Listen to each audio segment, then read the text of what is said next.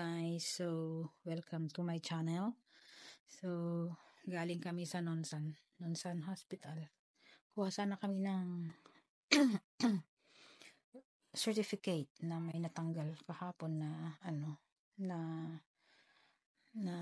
pulip dito sa intestine ko, result ng endoscopy. Kaya lang hindi sila nagbigay ng certificate kasi after 2 weeks daw. So balik kami. So nandito kami sa restaurant ng Uzbekistan. So habang inantay namin yung pagkain namin, binibidyuhan ko yung style naman nila, style ng resto nila. So may umalis umalis, tapos kami lang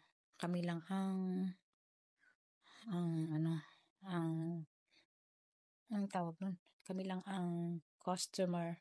So at least feel namin. Medyo alanganin pa ako na pupunta kasi ang daming nagiinuman. Pero pag mga ganito palang oras, lunchtime, malinis. Pero pag hapon na, andun yung mga nagiinuman. Kasi minsan pupunta kami dito mga 6 yata, mag-dinner sana kami. Nagkape na lang kami. Malinis din naman, kaya lang pag hindi ka sanay sa maraming guys, tapos syempre nagiinom, parang tap-tap hindi mo feel kung mag-isa ka. Okay. Kasi hindi siya pangkainan na pero marami kasi silang menu. Halos puro fried. Sabi ko, halika nga dito, mo nga, tingnan mo nga yung pagkain na may manok.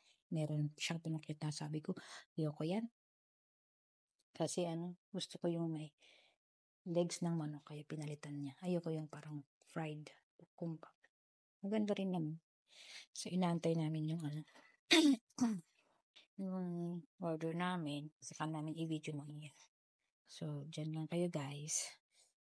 So, ito na yung result guys ng order namin. Pagkain ng Uzbek. Wala silang rice. Tapos nag-order ako ng rice. Kasi sanay tayo ng rice. Ito tea. Parang sabi ko lemon tea. Kung namang lemon tea. Yan na yung almost 90 pesos. Save kami ng pagkain ng ate ko. Yan ang ganap ngayong araw. Meron daw chicken na fried rice with rice. Sabi ko, ayoko. Gusto ko yung inihaw na ganyan. Kaya yan. Masarap naman. Kara ko itlog ito. French fries para. Masarap din, ma-cheesy. Tapos ito carrots. And then sibuyas. Hindi pa siya nagkulay yung pero maganda siyang tingnan. Tsaka marami siyang chicken, hindi lang siya isa, parang dalawa. Yummy din naman.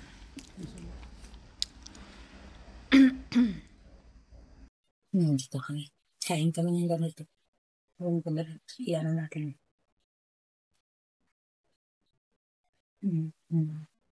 Nilalasahan ko yung sauce niya. Wala naman yung sauce, pero parang kamatis. Mahilig na tayo sa kamatis. Hindi siya maanghan. Mga tatsuk rin. Nipis-nipis na naman. Okay na. Sulit na parang 400 pesos ang isa. Tapos yung drinks namin yan, tea lang siya. 3 lang ang isa. So, mga drinks naman silang Pepsi, Fanta, Cola, Sprite, Ramsey, Kapag.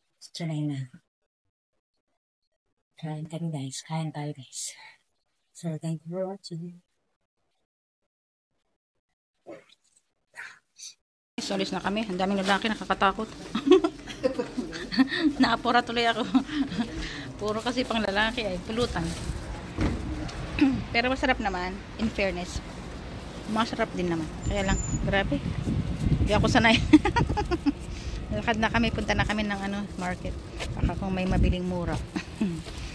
Okay, buti na lang tanghali pa kami pumunta kung hapon ako. Hindi ko maintindihan yung pinagsasabi. Tapos syempre, gumgume. Yung pagkain na dito. Second time namin pumunta dyan. Yung mga Pilipina. Second time namin kasama ate ko. Sabi kasi masarap ang chicken dyan. Naghahanap kami ng chicken. Mayroon naman dyan, pero karamihan pag Korea, hapon yan magbukas. Maliban lang sa Jollibee, yung mga air fried okay. Parang gusto ko yun, parang inihaw kasi. Pumunta kami. Tapos, meron naman. Kaya lang, kami pa lang yung kanina. Dagdag sa yung mga kalalakihan. Nagsi-order sila. Halos mga order nila, malalaking tinapay na na-toast lang. Kami lang yung bigatin. Tapos yung order namin, lang sana. Chicken lang, french fries. Sabi ko gusto ko ng rice. Hindi tuloy namin nakain yung french fries kasi mabigat na yung chicken, 4 na piraso kasi. Masarap din naman. Naapura tuloy kami, nakita ko mga lalaki na hindi ko maintindihan pinagsasabi. Uzbek ba naman? Sabi ko sa ate ko, bilisan mo, tara na. Sabi ko, yung isa pag hindi mo kaya, kainin mo na sa daan. Naisip ko tuloy yung napadpad ka sa lugar na wala kang kakilala. Buti na lang medyo may nagsasalita pa ng naintindihan mo. Kung hindi, parang iba na ang mundo mo. So, hanggang doon lang guys. Thank you for watching. Nakita ko lang yung style ng kahit hindi tayo nakapunta sa Uzbekistan dahil may Uzbek na restaurant. Ayan. Ayan, oh!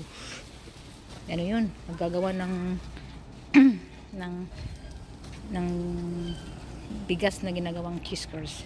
So, dun lang guys. Bye bye.